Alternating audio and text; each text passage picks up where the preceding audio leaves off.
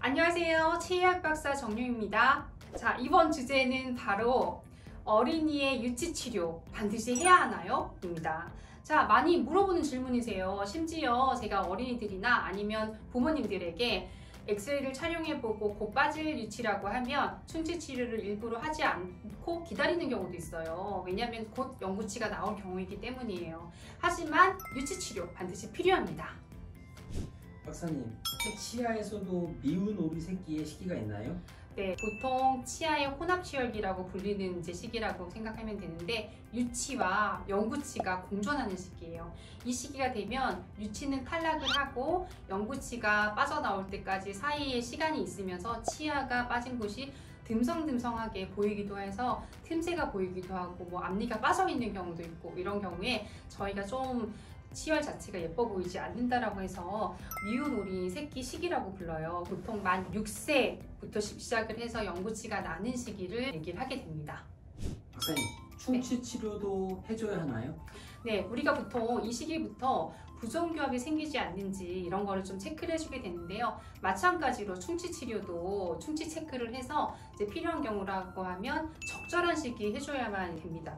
어떻게 검사를 하냐면 최소 1년에 한 번 정도를 보통 성인 시기에 한다라고 하면 이 시기에는 짧으면 3개월, 길면 6개월 사이에 한 번 정도씩 검진을 해줘서 아이가 혹시 부정교합이 생길 가능성이 없는지, 치아가 혹시 맹출하지 않고 맹출 장애를 겪고 있지는 않은지, 그리고 혹시 후속 영구치가 없는 경우도 있거든요. 이런 경우를 잘 찾아서 부정교합을 미리 예방해서 정상교합이 될 수 있는 기회를 제공을 해주고, 그리고 혹시 충치가 있는 경우라고 하면 반드시 예방치료 또는 치료를 해줘야 하는데요. 유치 같은 경우에는 영구치와 좀 다르게 굉장히 약합니다. 작은 충치를 사실 무시하고 나서 저희가 치료하지 않고 3개월 뒤에 오게 되면 기하급수적으로 넓어져서 오시는 경우가 있어요. 매우 약하기 때문이거든요.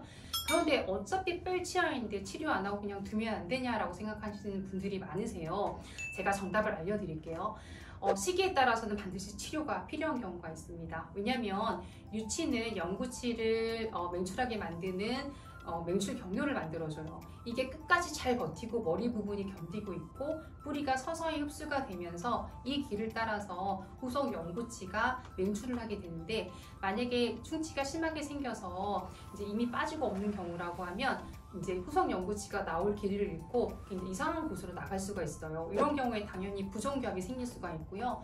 두 번째는 충치가 너무 심해져서 이 염증이 영구치 칩에까지 가는 경우가 있어요. 영구치 치아 씨앗에다가 염증이 일어나게 되면 아직 맹출하지도 않은 치아가 벌써 염증이 이완이 돼서 문제가 생기는 경우가 있거든요.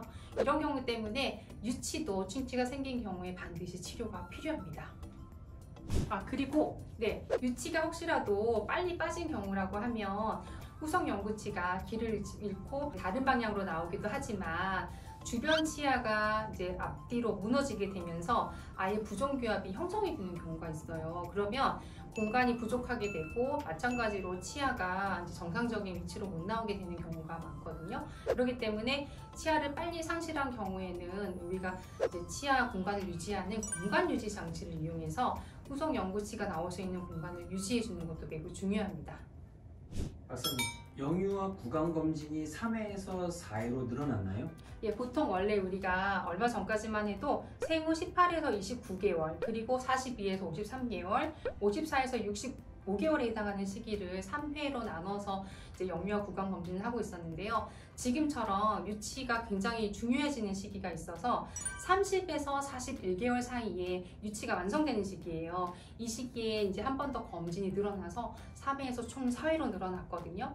이만큼 유치의 구강 검진도 굉장히 중요하고 혼합 치열기도 중요하다는 것이기 때문에 무료로 또 구강 검진 이거는 가능하거든요. 그러니까 혹시 구강 검진 기간이 있는지 확인해서 잊지 마시고 이 시기에 맞춰서 꼭 검진 받으시길 바라겠습니다.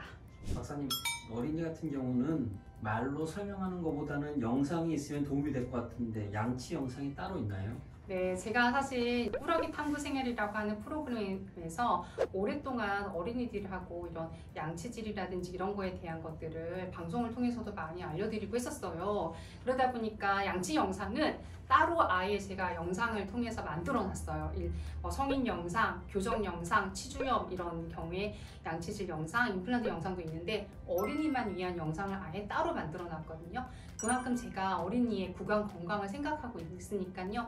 여러분들 혹시라도 양치법에 대해서 궁금해하는 친구들이 있거나 부모님이 있다라고 하면 영상을 잘 찾아보시고 참고해서 해주면 좋을 것 같아요. 어린이들의 치료에 대해서도 혹시 궁금한 사항이 있으시면 많이들 질문해 주시면 좋을 것 같아요. 그러면 저희는 다음에도 더 알찬 영상으로 만나도록 할게요. 그럼 여러분 안녕.